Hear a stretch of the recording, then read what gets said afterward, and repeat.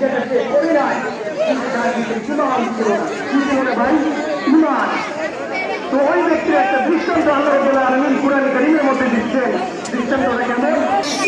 ব্যক্তি সে ব্যক্তি যে পানি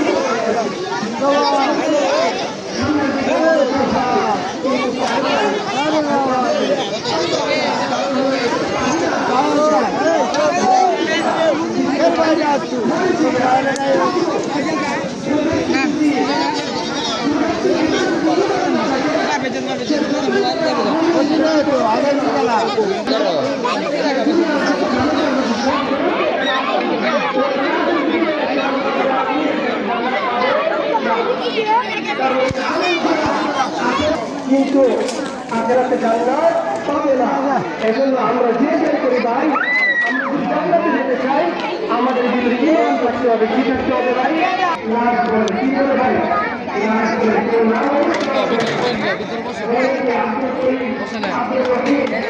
এরকম নামাজ পড়ে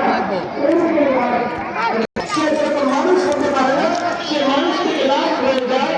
এরকম মানুষ যদি কোনো মুমিনের ভিতরে ঈমান না থাকে, তার ভিতরে যদি মুসলমান না থাকে, ইসলাম না থাকে, সে যতই ভালো আমল করতে পারে না, যতই মুসলমান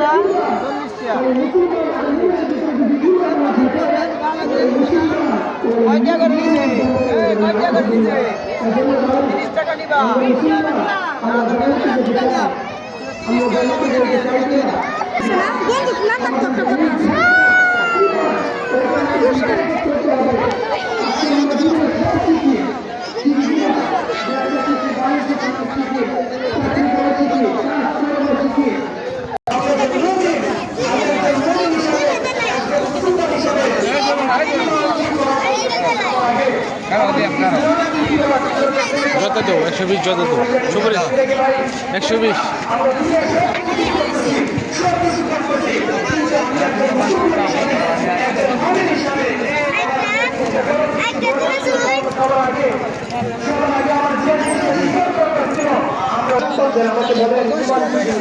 তখন আল্লাহ রাসূল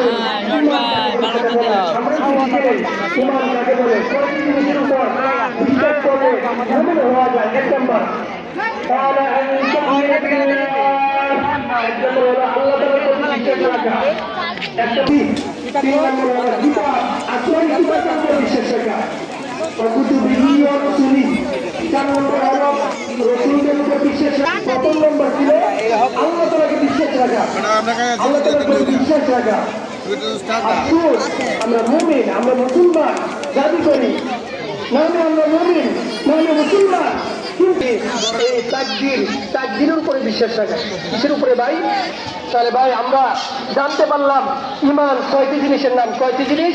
৬টি জিনিস।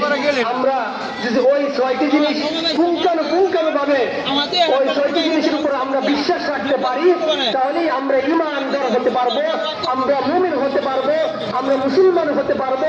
এর মধ্যে যদি সামান্য ত্রুটি, সবার আগে ঈমান শিখে আমরা ঈমানের উপর আমল করার জন্য চেষ্টা করি। আল্লাহ রাব্বুল আলামিন আমাদেরকে ঈমান শিখে আমিন। আল্লাহ রাব্বুল আলামিন আজকের এই মাহফিলকে কবুল করুন।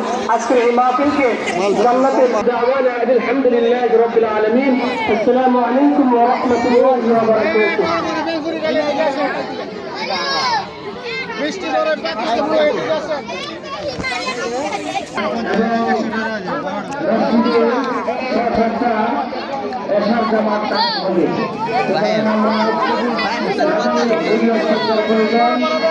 আমরা